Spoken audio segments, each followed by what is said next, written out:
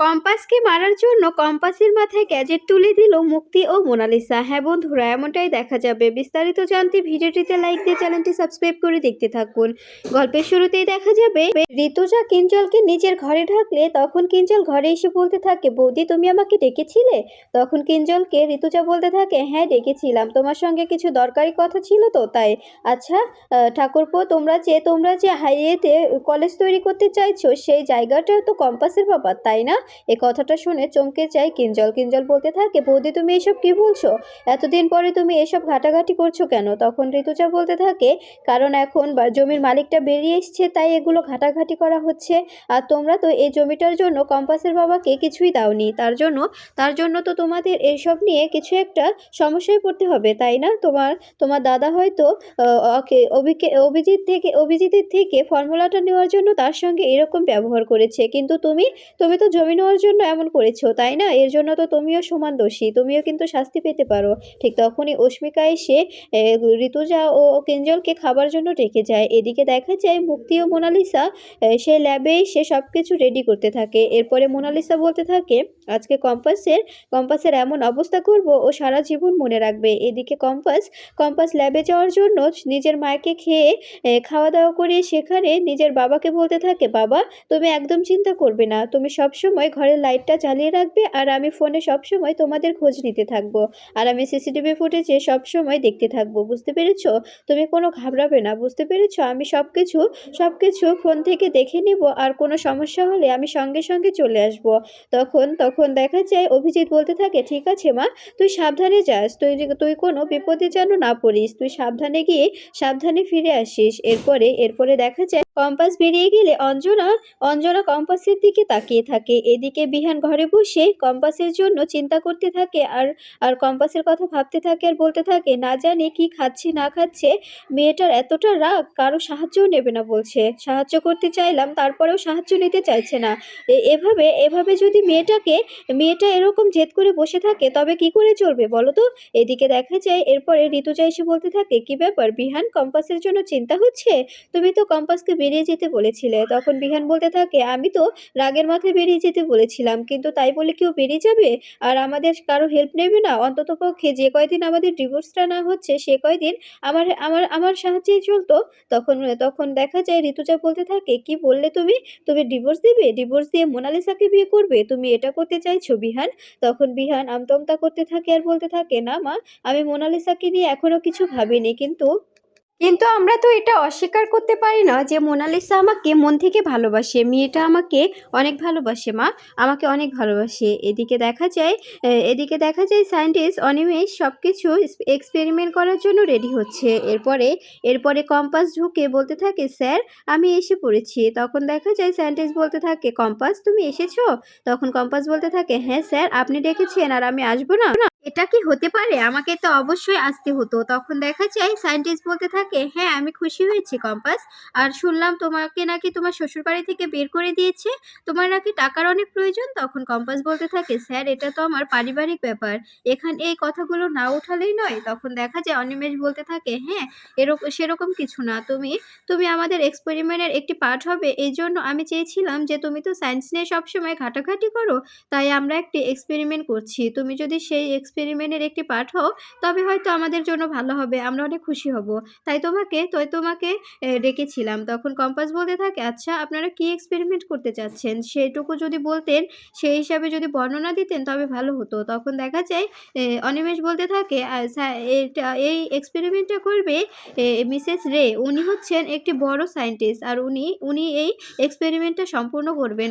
উনি বাইরের দেশ থেকে এসছে, আর উনি বাইরের দেশ থেকে এসে এখানে এক্সপেরিমেন্ট করতে চাইছে, আর তার সঙ্গে তোমাকে ওনার প্রয়োজন, তাই তোমাকেই ডেকে পাঠিয়েছি। এরপরে কম্পাস বলতে থাকে, আচ্ছা আপনি কি এক্সপেরিমেন্ট করেছেন আগে সেটুকু যদি বলতেন তবে একটু ভালো লাগতো। তখন দেখা যায় অনিমেষ বলতে থাকে, উনি তো অনেক বড় একটি সায়েন্টিস্ট, আর এগুলো নিয়ে তোমাকে এতটা ভাবতে হবে না, তুমি শুধু ওনাকে সঙ্গ দাও। তখন দেখা যায় কম্পাস বলতে থাকে, ঠিক আছে আমি ফোনে দেখে নিচ্ছি। এরপরে দেখা যায় কম্পাস যখন ফোনটা বের করে ফোন ঘাটাঘাটি করতে থাকে তখন মুক্তি ভয় পেয়ে যায় আর মোনালিসাকে ইশারা করে জানিয়ে দেয় যে করে হোক কম্পাসকে আটকাও, তা না হলে বিপদ হয়ে যাবে। এরপরে দেখা যায় হঠাৎ করে মোনালিসা কম্পাসের হাত থেকে ফোনটা কেড়ে নেয় আর বলতে থাকে, তুমি শুধু তোমার কাজে কনসেপ্ট করো, তোমার কাজে মন দাও, এখন ফোন ঘাটাঘাটি করার সময় নেই। এরপরে দেখা যায় কম্পাসকে একটি চেয়ার দিয়ে চেয়ারে বসতে বললে তখন মোনালিসা অনিমেষকে ইশারা করে সেই গ্যাজেটটা এনে দিন। এরপরে দেখা যায় গ্যাজেটটা এনে কম্পাসের মাথায় পরিয়ে দিতে বলে মোনালিসা। এরপরে দেখা যায় অনিমেষ কম্পাসের মাথায় গ্যাজেটটা পরিয়ে দিতে থাকলে তখন কম্পাস নিজের চশমাটি খুলে বেঞ্চের উপরে রাখে আর বলতে থাকে, আমি এসব করতে প্রস্তুত। আমি সায়েন্স ভালোবাসি, আমি সায়েন্স নিয়ে কাজ করতে ভালোবাসি, আমি বিজ্ঞানী হতে চাই, আমি অনেক বড় বিজ্ঞানী হতে চাই।